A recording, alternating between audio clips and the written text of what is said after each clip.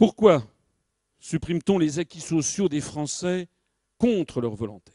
Ben là, je vais vous attirer votre attention sur un élément incroyable. Il est incroyable que personne à part moi ne vous en parle.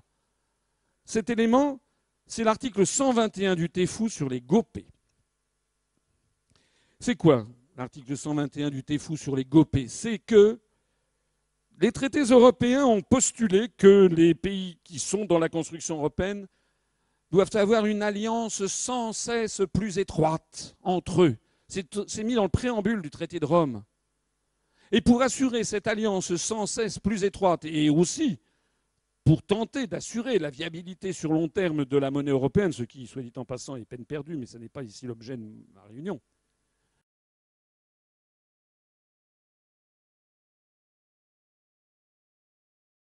eh bien, il a été décidé que les États signataires et ratifiant le traité ont accepté une clause qui consiste à dire que les États membres considèrent leurs politiques économiques comme une question d'intérêt commun et les coordonnent au sein du Conseil, le Conseil des chefs d'État et de gouvernement, et que c'est le Conseil, sur recommandation de la Commission, qui élabore un projet pour les grandes orientations des politiques économiques des États membres de l'Union et qui en fait rapport au Conseil.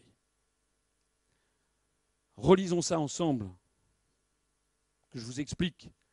Le Conseil des chefs d'État et de gouvernement, c'est-à-dire les gens qui ont le pouvoir exécutif. En France, c'est le président de la République, mais ce n'est pas la même chose dans la plupart des autres pays. Par exemple, en Angleterre, c'est le Premier ministre, en Allemagne, c'est le chancelier, en Italie, c'est le président du Conseil. Le Conseil, sur recommandation de la Commission. Je ne sais pas s'il y a des juristes dans la salle, mais sur recommandation de la Commission, ça veut dire que la Commission a le monopole de proposition des politiques.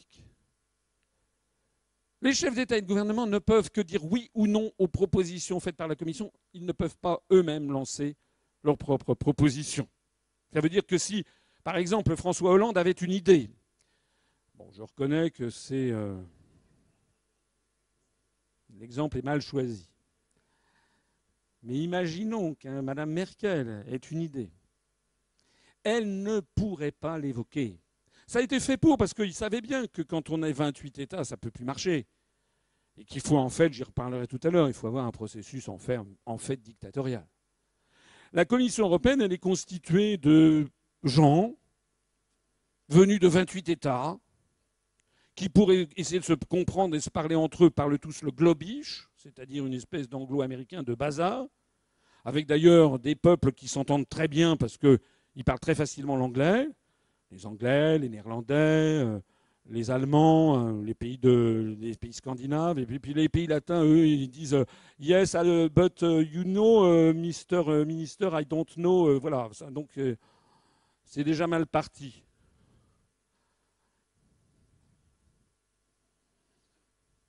La Commission européenne est donc constituée de gens venant de 28 États qui ne sont élus par personne et qui appliquent les traités et par ailleurs une idéologie qui exsude des murs de la Commission européenne de Bruxelles, si on peut dire, c'est-à-dire une vision que certains qualifient de ultralibérale, néolibérale. Certains libéraux d'ailleurs protestent contre cette utilisation abusive, puisqu'ils considèrent que la Commission européenne, l'État en gestation est une espèce de comment dirais-je, de monstre totalement contraire à ce qu'est la pensée libérale économique. Mais enfin, peu importe.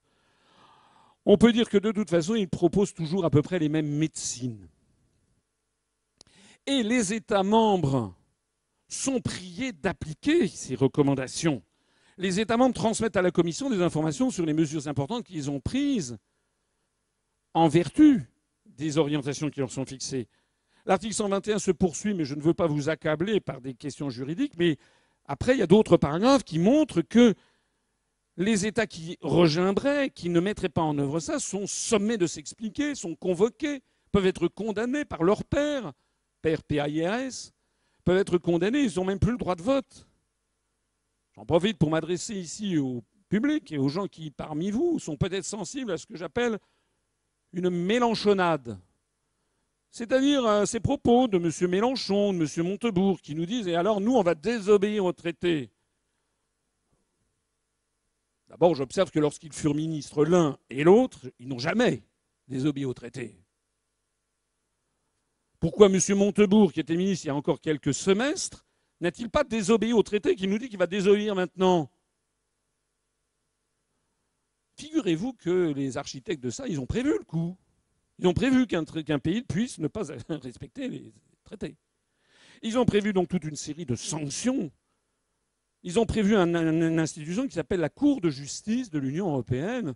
Je crois qu'il va falloir que je fasse une conférence spécifique dédiée, avec une dédicace spéciale à M. Montebourg et à M. Mélenchon, pour leur expliquer qu'on ne peut pas désobéir au traité. Ou plus exactement que si on désobéit au traité, eh bien on va être déféré devant la Cour de justice de l'Union européenne. On l'a vu sur des tas de choses. Par exemple, sur les OGM, la directive OGM. Les Français n'en veulent pas des OGM.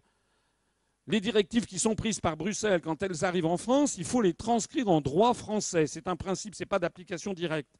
Donc il faut prendre une loi. Sauf que les députés, ils n'ont pas envie, quand ils reviennent dans leur circonscription, se ramasser des œufs, de la tomate, de la farine. Enfin, il n'y a plus qu'à faire une pizza. Parce que justement, ils savent que leurs administrés ne veulent pas des OGM. Donc les Français ont tardé. À un moment, la Commission européenne, la moutarde lui a monté au nez. Elle a déféré la France devant la Cour de justice de l'Union européenne. Tous les ans, il y a des quantités d'États. La France a été régulièrement déférée à la Cour de justice. La Cour de justice, elle est là, elle siège à Luxembourg. Vous avez des juges qui sont là et qui examinent en droit. Alors ils disent quoi? Ah oui, il y a une directive OGM. Très bien, merci monsieur la Commission. Monsieur la France, Madame la France, qu'est-ce que vous avez fait pour transcrire cette directive? Comment? Quoi? Depuis 3 ans? Rien? Voilà, vous exagérez. Donc vous avez refusé d'appliquer les traités. Bing! La France est condamnée. On a été condamné à quoi? 1. À transcrire les directives OGM au plus vite.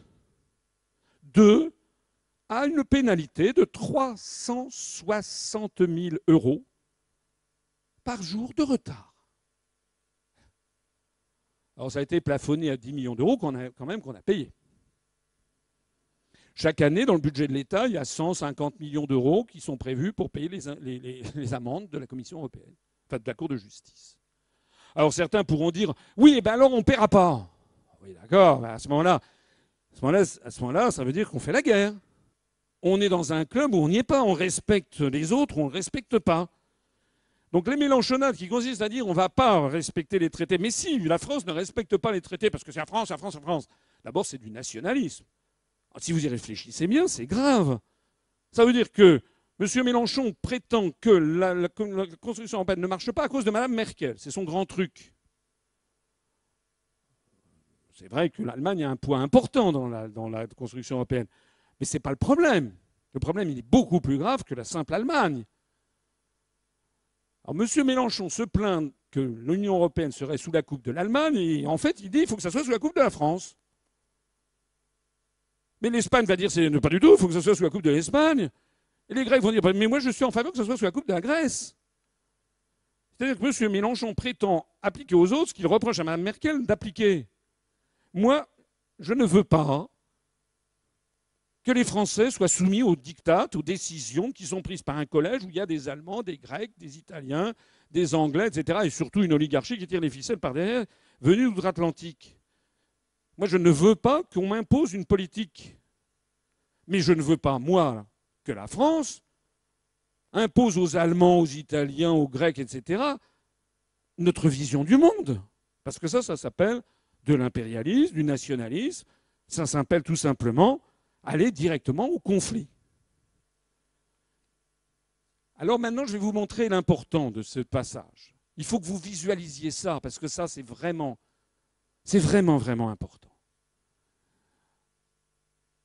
C'est le rapport de la Commission européenne du 18 mai 2016. La référence, c'est comme 2016-330 finale. Recommandation du Conseil concernant le programme national de réforme de la France pour 2016. Et comptez sur moi pour faire le maximum de publicité à ce document, et j'espère sur vous. Il faut que lorsque vous serez sortis d'ici, vous disiez à tous les gens qui sont autour de vous, qu'est-ce que c'est que ce document? C'est justement le rapport sur les grandes orientations de politique économique qui a été pris en vertu de l'article 121. Et il nous dit quoi?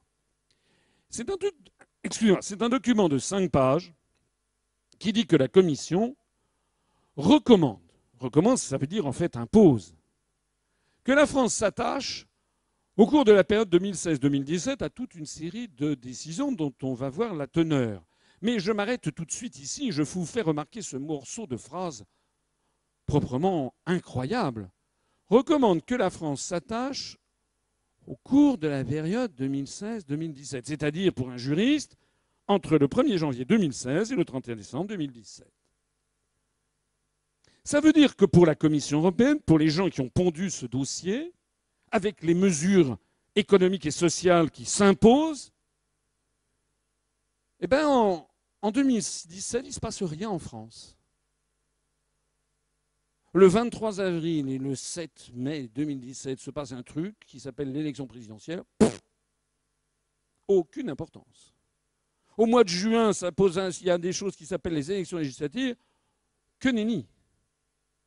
Aucune importance. Ça veut dire que les politiques qui sont ici imposées devront être appliquées par tous les présidents de la République, quels qu'ils soient, qui seront élus par les Français,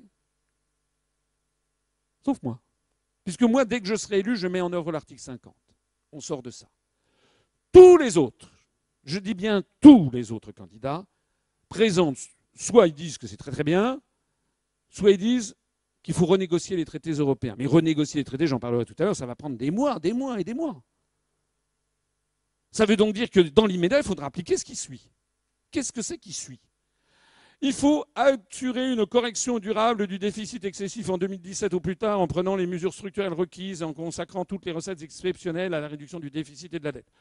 En termes précis, ça veut dire politique de rigueur maintenue. Moi, j'étais directeur de cabinet de Mme Françoise de Panafieux, ministre du Tourisme, dans le gouvernement Juppé I, sous la présidence Chirac, en 1995. Nous avons reçu au mois de juin une lettre de cadrage de Monsieur le Premier ministre, qui s'appelait Monsieur Juppé, et qui disait moins 8% dans le budget de tous les ministères. C'était il y a 22 ans. 22 ans après, nous continuons cette politique avec le brillant résultat que l'on voit d'ailleurs. Politique dont on ne s'est jamais posé la question de savoir est-ce que c'était bien raisonnable. Est-ce qu'il n'y avait pas un vice de conception quelque part? En attendant, ça va continuer. Deuxièmement, veiller à ce que les réductions du coût du travail soient pérennisées et que les évolutions du salaire minimum soient compatibles avec la création d'emplois et la compétitivité. Rappelez-vous tout à l'heure mon exemple des cerises du Bade-Wurtemberg. Je vous disais que le problème des cerises, au-delà des cerises, c'est vrai du porc, c'est vrai de tout. Le problème de l'agriculture française, c'est qu'on a un SMIC dans l'agriculture qui rend l'agriculture française non compétitive et c'est la raison pour laquelle l'agriculture est en train de plonger, du point de vue macroéconomique. Ben, nous avons la réponse. Il faut que les évolutions du salaire minimum soient compatibles avec la compétitivité. Alors c'est joliment dit. C'est pas dit il faut supprimer le SMIC. C'est pas dit il faut diviser le SMIC par deux. C'est simplement dit il faut que ça soit compatible avec la compétitivité. C'est-à-dire en fait, sous-entendu, il ne faut plus l'augmenter, il faut plutôt le baisser, voire le supprimer. Et on continue. Réformer le droit du travail pour inciter davantage les employeurs à embaucher en contrat à durée indéterminée. Là, c'est 3 étoiles dans le Michelin. C'est du très très grand art. Parce que si vous lisez ça rapidement, vous dites « Ah ben ça c'est pas mal, ils veulent promouvoir le CDI ». Pas du tout. Pas du tout. C'est comme lorsque Mélenchon dit sortir des traités européens. Ça ne veut pas dire sortir de l'Union européenne. Hein. Avec tous les responsables politiques, tous les dirigeants politiques, faites attention à ce qu'ils disent, mais encore plus à ce qu'ils se refusent à dire. Madame Le Pen, M. Dupont-Aignan, M. Mélenchon, M. Montebourg, Madame Artaud, etc. Tout le monde préférait se faire arracher la moitié du visage plutôt que de dire ce que je dis moi. Nous devons sortir au plus vite de l'Union européenne par l'article 50 du TUE de façon juridique unilatérale. Alors là, qu'est-ce qui est extraordinaire? C'est que si vous lisez ça, vous avez l'impression qu'il s'agit de favoriser les CDI, mais pas du tout. Il faut réformer le droit du travail pour inciter les employeurs à embaucher en contrat à durée indéterminée. Ça veut dire en fait qu'il faut que le droit du travail prévoie qu'on peut mettre quelqu'un à la porte du jour au lendemain, comme ça se passe aux États-Unis. Aux États-Unis, vous arrivez le matin chez votre employeur, puis on a mis votre barda dans le couloir, on vous dit passez à la caisse, terminé. Alors évidemment, dans ces conditions, si on peut mettre quelqu'un à la porte du jour au lendemain sans aucun préavis, Ah ben, alors là, on peut signer tous les CDI de la Terre, parce que ce sont en fait des emplois, des contrats extrêmement précaires qui sont révocables du jour au lendemain. Mais vous voyez comment l'affaire est présentée dans ce document. Dans le même genre, j'avais vu sur le programme des Républicains, il y avait un truc assez extraordinaire que je vous laisse méditer. Moi, je dis chapeau l'artiste. Ils ont mis dans le programme des Républicains, l'objectif est de fusionner les CDD et les CDI. Réfléchissez. Si vous fusionnez les CDD et les CDI, qu'est-ce qui va rester à votre avis? Des CDI ou des CDD? En fait, ça veut dire supprimer les CDI. Mais c'est génial de dire on va fusionner les CDD. Je trouve ça génial. Moi, je dis bravo. Il y a des gens quand même qui ont de l'inventivité pour manipuler les foules. Et on continue. Renforcer les liens entre le secteur de l'éducation et le marché du travail. Pourquoi pas? Mais ce qui se cache derrière, c'est en fait tout simplement la destruction poursuivie de ce que je crois être la nécessité de l'école républicaine. Moi, je suis de ceux qui pensent, et je le suis d'autant plus que mes arrière-grands-parents étaient des pauvres gens, et que ma famille a bénéficié à plein de l'école de la République. L'école de la République doit être là pour justement permettre à tous les enfants de toutes les catégories sociales d'arriver, en vertu d'ailleurs des seuls talents, c'est ce qui était inscrit dans la Déclaration des droits de l'homme et du citoyen de 1789, l'égalité d'accès aux emplois publics en vertu des seuls talents, puisqu'avant la Révolution, c'était réservé aux fils d'aristocrates. Eh bien, moi, je suis de ceux qui pensent que l'école de la République est là pour faire d'un petit enfant, une petite fille, un petit garçon, un adulte responsable.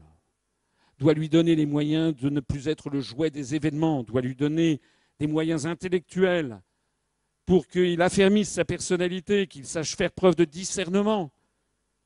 Il faut donc lui enseigner la lecture, l'écriture, qu'il lise des classiques, qu'il lise des romans, qu'il lise des essais, parce qu'il construise ses raisonnements, qu'il fasse des mathématiques, qu'il connaisse l'histoire de son pays et la géographie. Je ne suis pas d'accord pour qu'on prévoie en fait de faire d'abord et avant tout des jeunes qui travailleront pendant 8 heures dans des CDD pour fabriquer des Big Mac. Parce que ça, c'est ce qui se cache derrière en fait. En fait, c'est la dégradation continuelle de l'éducation qui touchera d'ailleurs souvent les milieux les plus modestes, où il n'y a pas un fort capital culturel, comme aurait dit Bourdieu, tout simplement pour que, en fait, on en fasse ensuite des gens qui seront les esclaves des temps modernes, à travailler. Entreprendre une réforme du système d'assurance chômage afin d'en rétablir la viabilité budgétaire et d'encourager davantage le retour au travail. Ça veut dire quoi en termes précis? Ça veut dire, en fait, on va baisser les prestations au chômage. Et puis, si vous refusez un emploi ou deux, c'est terminé. Qu'on me comprenne bien, dans le mouvement politique que j'ai créé, où on accueille tout le monde, il y a des gens probablement qui doivent trouver que certaines de ces mesures sont justifiées. C'est possible. Des gens plutôt d'inspiration venus de droite ou d'une pensée libérale. D'ailleurs, peut-être effectivement, de temps en temps, dans le système d'assurance chômage, c'est possible qu'il y ait des abus, c'est possible. Mais il y a aussi des gens de gauche ou des gens qui considèrent que ces mesures sont scandaleuses. Et moi, ce que je dis dans cette histoire, c'est que ce qui est scandaleux dans cette histoire, c'est que ce ne soit pas les Français qui puissent décider. C'est que si vous votez à droite ou à gauche à la présidentielle, c'est que quel que soit le président que vous élirez, sauf celui, moi, qui vous propose de sortir de ça, vous aurez ces mesures. On continue d'ailleurs. Regardez l'article 4. Éliminer les obstacles à l'activité dans le secteur des services, en particulier dans les services aux entreprises et les professions réglementées. C'est la démolition du droit du travail, c'est la démolition des professions réglementées, c'est Macron, c'est Mme El Khomri. D'ailleurs, ce truc existait déjà auparavant. Monsieur Macron, Mme El Khomri n'ont absolument rien inventé. Ils ne sont en fait que des petits télégraphistes, que des gens qui mettent en œuvre une politique qui a été décidée plus haut. Je voudrais dire à ce propos, d'ailleurs, parlant des professions réglementées, nous avons à l'UPR des gens venus de tous les horizons, toutes les professions, sauf les directeurs de très grandes banques. Nous n'en avons pas. Je le regrette, mais c'est comme ça. On a des avocats, des notaires, des médecins, des chirurgiens, des dentistes, mais on en a peu. Et d'ailleurs, quand vous lisez les statistiques sociologiques, on vous apprend en général que les médecins, les avocats, les notaires on apprend, quand vous regardez les questions de cette nature, que ces professions réglementées sont en général les plus favorables à la construction européenne. Alors aux personnes, s'il y en a dans cette salle, qui, je les remercie d'être venus ça prouve que justement qu'ils ont l'esprit ouvert pour écouter quelqu'un avec lequel ils ne sont pas forcément d'accord, heureusement. Je voudrais dire à ces personnes, s'il y en a dans la salle ou s'il y en a qui m'écoutent sur Internet, de bien réfléchir à ce qui est en train de se passer. Et de bien réfléchir, j'ai envie de leur citer, vous savez, ce poème d'un pasteur allemand qui s'appelait Niemöller, qui vivait en 1941 à Berlin et qui a d'ailleurs ensuite été envoyé en camp de concentration parce qu'il était opposant à Hitler. Et alors je cite de mémoire, c'est un poème célèbre, mais du pasteur Niemöller qui disait, en parlant des nazis, lorsqu'ils sont venus chercher les communistes, je n'ai pas bougé, j'étais pas communiste. Lorsqu'ils sont venus chercher les juifs, je n'ai pas bougé, j'étais pas juif. Lorsqu'ils sont venus chercher les homosexuels, j'ai pas bougé, j'étais pas homosexuel. Et puis lorsqu'ils sont venus me chercher, il n'y avait plus personne pour me défendre. Vous connaissez ce poème, que je cite de mémoire à peu près. Ben là, il faut que justement les professions, les cadres supérieurs, les avocats, les notaires, les huissiers, les experts comptables, les commissaires aux comptes, les chirurgiens, les dentistes, ils réfléchissent aussi à ça. Et qui se disent, peut-être qu'il y a un poème en ce moment qui rôde auquel ils devraient réfléchir. Lorsqu'ils ont détruit la pêche, je n'ai pas bougé, j'étais pas pêcheur. En parlant des européistes et des traités européens. Lorsqu'ils ont détruit l'agriculture française, je n'ai pas bougé, je n'étais pas agriculteur. Lorsqu'ils ont détruit l'industrie française, je n'ai pas bougé, je n'étais pas ouvrier. Lorsqu'ils ont licencié des centaines de milliers de fonctionnaires et d'agents des services publics, je n'ai pas bougé, je n'étais pas fonctionnaire ni agent des services publics. Et puis lorsqu'ils ont commencé à diviser par 10 les salaires des avocats, des notaires, parce qu'ils m'ont fait entrer en concurrence avec des avocats, des notaires, des experts comptables, des huissiers, polonais, bulgares, etc., il n'y a plus personne pour me protéger. Le point numéro 5, prendre des mesures visant à réduire les impôts sur la production et le taux nominal de l'impôt sur les sociétés, tout en élargissant la base d'imposition sur la consommation, notamment en ce qui concerne la TVA. Qu'est-ce que ça veut dire? Ça veut dire en fait qu'il faut baisser l'impôt sur les sociétés et augmenter la TVA. Ça veut dire que L'Oréal, qui fait des profits, sera moins taxé, donc donnera plus d'argent à ses actionnaires. Que Vinci, qui a les autoroutes, sera moins taxé, donnera plus d'argent à ses actionnaires. Mais qu'en revanche, Madame Georgette Dupont, qui habite à Grenoble, qui va s'acheter sa baguette et qui est au minimum vieillesse, elle devra payer 2-3 centimes de plus de TVA. C'est ça que ça veut dire. Madame Georgette Dupont, elle va être taxée. Et à l'autre bout de l'échelle, on va donner plus d'argent aux actionnaires de L'Oréal, c'est-à-dire à Madame Bettencourt, qui a une fortune de 40 milliards d'euros. Ou aux actionnaires de Vinci, les autoroutes. Vous savez qui est actionnaire de Vinci? Plus de 55% des actionnaires, c'est des fonds d'investissement étrangers américains. Vous avez votre ami, M. Al-Thani, émir du Qatar, qui possède 4,9%. Donc en fait, Madame Georgette Dupont, elle va payer en fait un peu plus de TVA chaque jour. Ou M. Paul Durand, quand il achète son paquet de cigarettes, va payer un petit peu plus de TVA. Puis à l'autre bout de l'échelle, on donnera un peu plus d'argent à cet homme nécessiteux qui est l'émir du Qatar. C'est le programme de Fillon.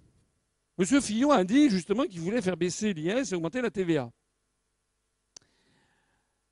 Ce que je trouve assez extraordinaire, c'est que j'ai vu dans le journal Le Monde qui disait « Ouh là là, c'est un programme très conservateur, très réactionnaire, ici et ça ». Mais ce qu'il faut bien comprendre, c'est que M. Fillon, à la limite, il est au moins un peu plus honnête que les autres parce qu'il dit ce qu'il fera parce qu'il sait que c'est déjà ça qu'il devra faire. Sauf là où il est malhonnête, c'est qu'il fait croire que c'est son programme à lui alors qu'en fait, il a des adjoints, des collaborateurs qui ont lu le programme des Gopé. Mais c'est le même programme qu'appliquera M. Macron.